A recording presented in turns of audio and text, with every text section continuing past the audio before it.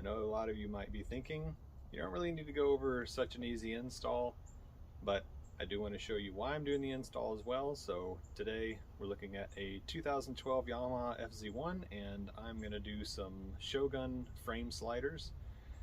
So before we get started, please take the time to subscribe to the channel, hit that notification bell if you'd like to be notified anytime I go live or make a new post. This shouldn't take too long. We only need a couple tools, but pretty much for the most part, we're just going to remove a bolt on each side of the motor one at a time, and then we're going to install the frame sliders that come with new bolts. The old bolts that are in here are, it's just a metric socket head, and we're going to replace that with the Allen heads that came with the kit.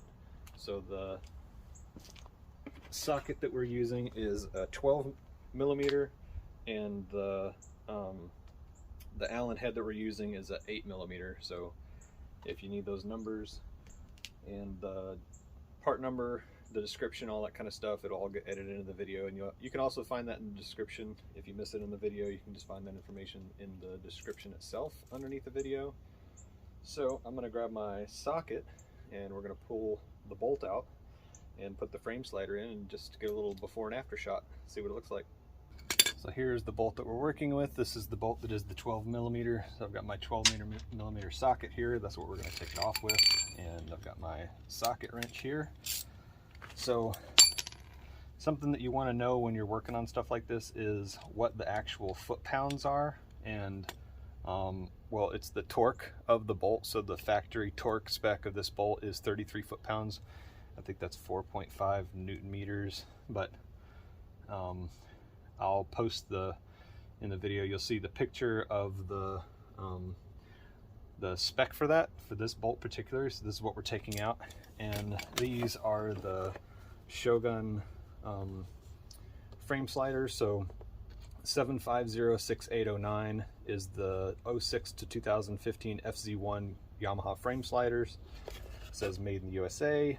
Moto911.com is the website, and so what you have in the box is this. When you open it up, here's your frame slider. So that's the end. It's, you know, it's kind of got it's just a plastic end on it. I'm not sure if this is like a Delrin type material, but that's where that's going to go. And the base of this is fit so that it fits in this hole. It gives it a lot of strength, and it's actually metal reinforced on the inside. So that's where that's going to go.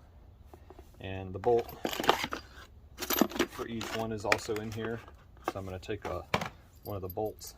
It's got a washer with it. That's the 8 millimeter Allen head, and this is just going to go down in there, and that's what's going to bolt through and into that hole where we're going to take that frame bolt out.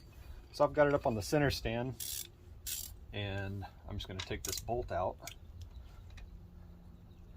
It's not super tight. 33 foot-pounds isn't super tight. So it does say in the directions not to pull both bolts at the same time. Now you can see how much extra bolt went through on the original to the base of where the bolt's gonna sit, and now you can see they're actually identical, and it's also the exact same thread. So check that kind of stuff before you do an installation. Sometimes you can screw something up if you don't get started on the right foot.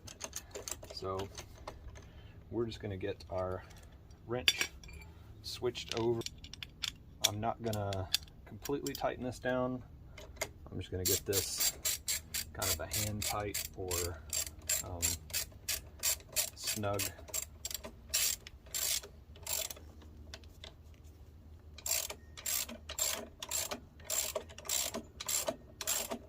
Probably just go until it stops, and then I'll use my torque wrench.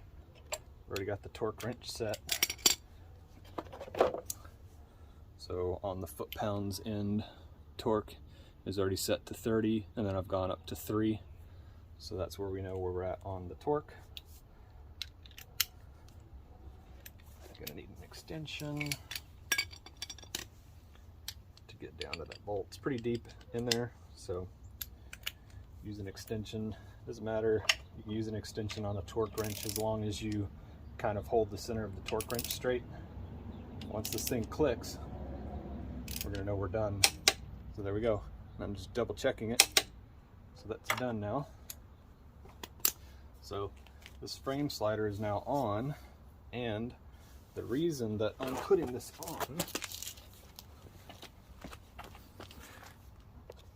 as you can see, now my frame slider is on, sticks out away from the side of the body, so you can imagine if the bike was to fall down, it's going to ride on the outside of this, and it's going to protect these parts from getting hit. These also, once you start sliding, these grind down pretty quickly, so you don't want to get a real short one because it's just going to grind off and then you're going to hit everything anyway.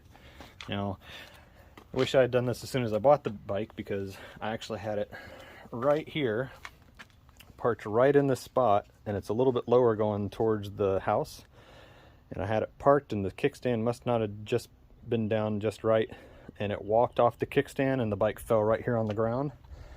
It bent up the factory mirror, it scratched up the plastic on the end, it scratched up the guard here, it hit the end of my gear shift, and where my side view, my side front turn signal was, you know, the turn signals used to stick out that far, where the turn signal was, it hit it so hard it broke the turn signal and cracked the fairing.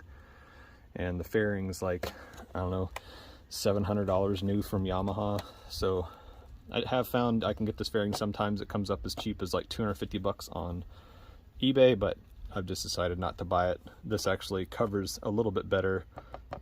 You've seen a previous review on my installs on my FZ1, and I had this turn signal. The flesh turn signal has a little bit better bezel around the outside, so it covered up a little bit of it, but you can still see it if you walk up to it, but for the most part from a distance you can't really tell it's cracked. So anyway, I've got the frame slider on now, so we're just going to set up the camera on the other side and just get the other side done.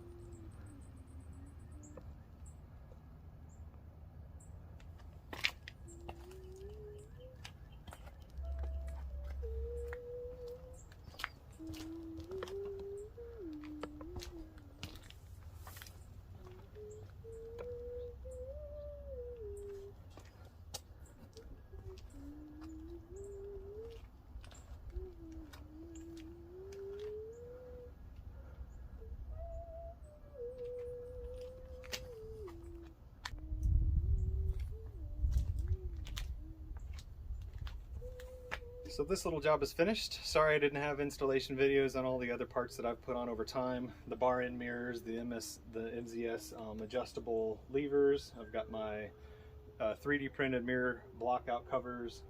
I've adjusted the handlebar and then re-tapped the holes for the electronic controls on both sides. So we got the frame sliders. I've got my fender eliminator on the back, the sequential turn signals and the third brake lights, and the flush front turn signals, and I've got a windshield that I bought and I cut down. So I didn't have installation at the time. I wasn't doing YouTube really at the time when I installed all those things, so you're only able to catch the things that I'm still working on. But I've got the frame sliders, and as you can see from the video, they don't stick out too much, and from the seating position you can tell where you're going to be sitting on the bike. You're not going to have a reason to have your leg up far enough that you're going to jack your shin on the frame sliders, but hopefully those will protect the bike in case of a slide out. Just waiting for this truck to go by. When you do home videos in your neighborhood, you never know who's going to go by. So anyway, eventually I'll probably be pulling this cover off to do the rotor. It has not had any issues. I've got, let's see. I've got 13,000 miles on it. I do not have an issue with the rotor yet, but the rotor is probably going to be done. And I've also got I've got a gear select gear indicator that I'm going to put on, and the gear indicator will be the next thing that I'll do on the FZ1. So stick around, come back, check it out, subscribe to the channel like I said, please, and hit that notification bell if you would like to be notified if I make a new video or do anything live. I will see you again soon.